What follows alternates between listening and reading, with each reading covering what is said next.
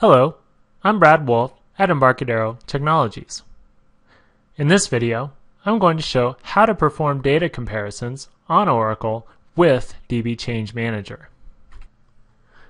To create a data comparison job, right-click the Data Comparison Jobs node and choose Create New. Here, we name the job, and we specify the source and target data sources. This is done by simply dragging and dropping from the Explorer tree to populate the fields. We now move to the Options tab. Here we can configure how the data comparison is to be performed. One key option is the option to automatically synchronize.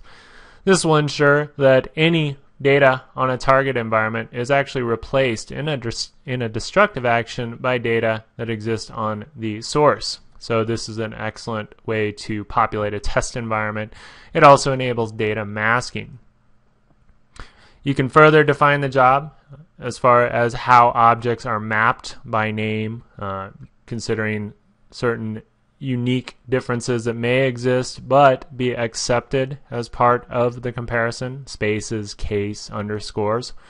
We can also configure at a data level how the configuration is to be performed, including considering how to map similarly formed data, capital letters versus lowercase, trailing spaces, nulls versus empty strings, and then finally the wrap statements and transaction option, which will ensure that referential integrity is respected during the data comparison. The Mapping tab then allows me to define at the schema level which database objects to compare. By default, they're all selected. I'm going to refine that view, selecting none, and focus instead on a single schema to schema comparison. Here I'm going to compare Franklin A to Franklin B, and then retrieve the schema objects in that pair for the purposes of my data comparison. So now we've mapped at the table level. As you can see by name, all tables are mapped. However, if I choose, I can also map disparately named tables as long as the column definitions are identical or can be mapped.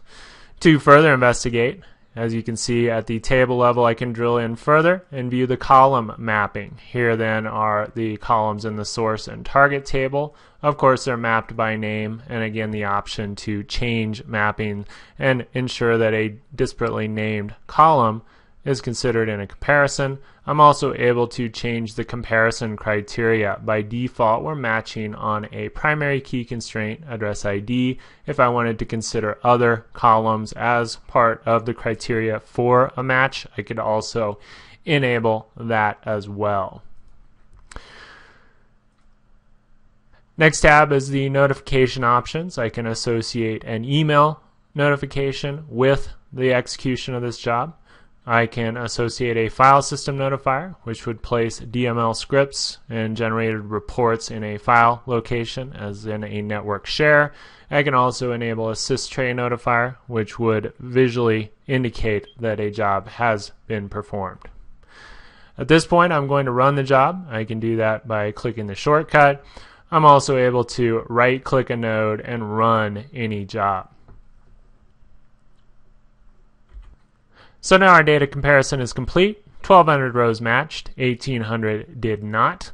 I can also see that a grand total of 39% of the compared objects matched. I now have options then to generate a DML script for source to target or target to source script generation. The end result is a script containing the DML required to implement the selected changes. I'm also able then to actually execute this directly against any chosen data source target. I'm also able to view the results. The results viewer gives me more detail, a little more insight into the actual comparison. An interesting one here is in the customer order table. I can see that 234 of the compared rows were different. The differences are highlighted here in the customer ID column. We can clearly see that all the other data is identical, save for the highlighted differences. At this point then I'm able to generate a script resolving the differences either in a source to target or target to source fashion.